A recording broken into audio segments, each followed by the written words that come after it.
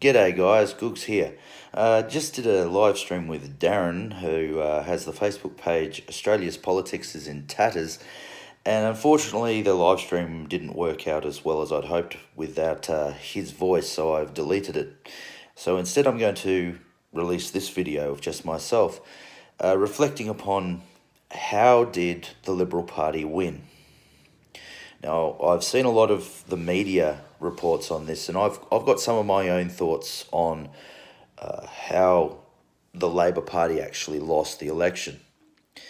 Now, that's not to take anything away from Scott Morrison, mind you. He played a very, very good election.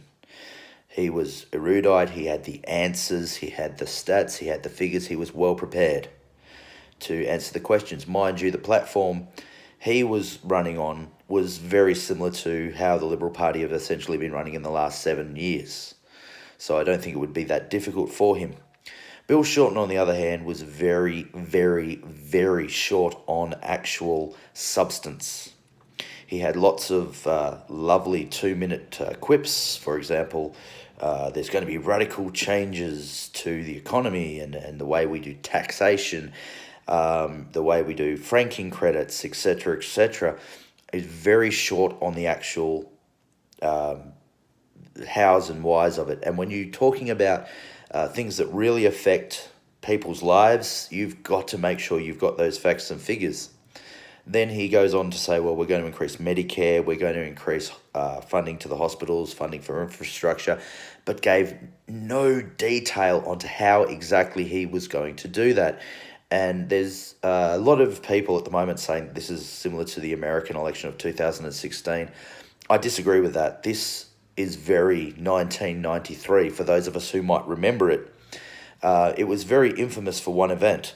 At the time, the Liberal Party, this is before the coalition, so the Liberal Party led by John Hewson wanted to introduce a GST. And on the midday show hosted by Ray Martin, going back a little while there, he was asked a simple question.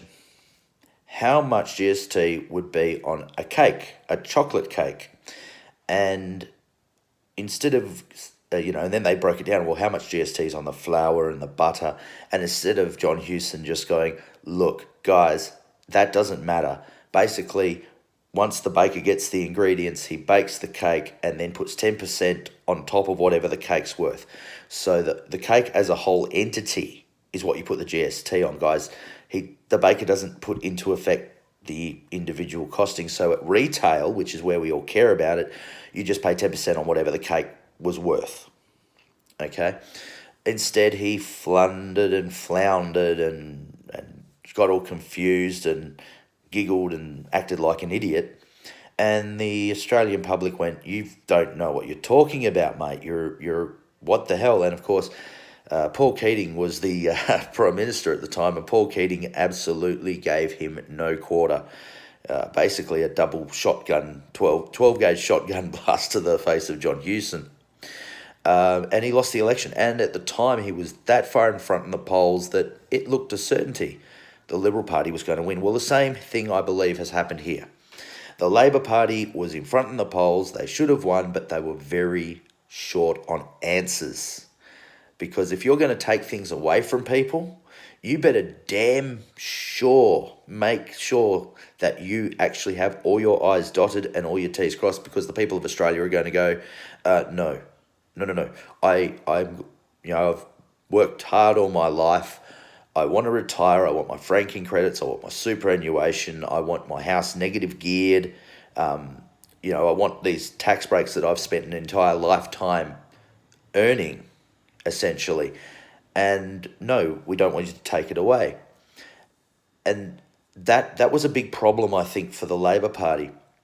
Now, a lot of talk has been done about Queensland. I've seen a lot of people get very upset about Queensland, especially going towards the Nationals. Well, here's the thing, and I want people to remember this, and that is that right now, the farming districts of New South Wales and the farming and agricultural areas of Queensland are in drought. Now, neither major party said anything about drought relief. Neither party. They were too worried about the metropolitan areas. And fair enough, that's where the population base is. And so the farmers have turned to the only farmers' party in this country, the Nationals. That's where they went. I went, well, we'll go back to the farmers' party because they care about us. Whether they do or not, I suppose, is neither here nor there, but that's where they turned. Okay? So that's why there was a swing towards the Nationals, I believe. Now, as far as the rest of Queensland turning, Labor Party had made a statement essentially to we might not allow Adani to go ahead, the big coal mine up there.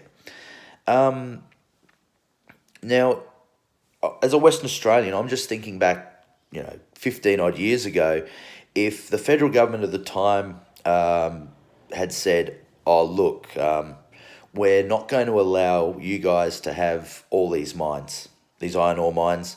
We don't want you selling all this iron ore to China. We don't like that idea. Western Australia wouldn't have had a mining boom and have been as prosperous as it is still to this day, at least economically speaking. And we wouldn't have had the mining boom, right? And that helped the entirety of the country. Now, granted, coal is a contentious issue. It's a fossil fuel. It's a different kind of resource. I understand that. But at the same time, you're saying that Queensland can't be prosperous and can't have all these jobs. And I mean, the mining jobs actually come from the building of the mines to begin with. So that's all your building construction workers. Well, there's a lot of jobs to be made out of that mine. There's also a lot of jobs to be made out of the new port that they're supposed to build. I know, I'm fully well aware that they're going to destroy parts of the Great Barrier Reef, and believe me, I do not like that idea one little bit. But if you're talking about jobs, wealth and prosperity, people want jobs. People want wealth. People want prosperity. And so they flipped and said, no, look, we want this mine to be built because it's going to help our economy, our local economy, and ultimately possibly the rest of the country. So there's two reasons I think Queensland flipped, if you like. So to me, the Labor Party lost this election due to the ineptness of Bill Shorten's messaging and not explaining his policies well at all to the average Aussie. And they're meant to be the Workers' Party. People still think of them as the Workers' Party. They're the trade union party, for God's sakes. And they're treating people who've worked hard all their lives to earn the wealth that they've got and treating them like slime. I mean, that's probably too strong a word, but that's the general feeling I'm getting. Now, the media has been going off when it comes to, let's say, the Labor Party. Of course, Bill Shorten stepped down Saturday night after the election. Monday, Anthony Albanese came out and said, I'm going to run for the opposition leader job of the head of Labor Party.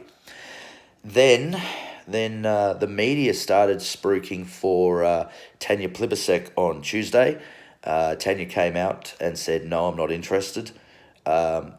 And I believe it was, I can't remember, Deputy Opposition Leader, kicking myself, I can't remember the bloke's name, came out, backed by Bill Shorten today. The media once again pushed it.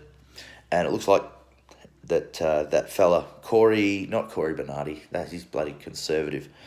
Oh, I can't remember. Cowan, is it? Might be Cowan.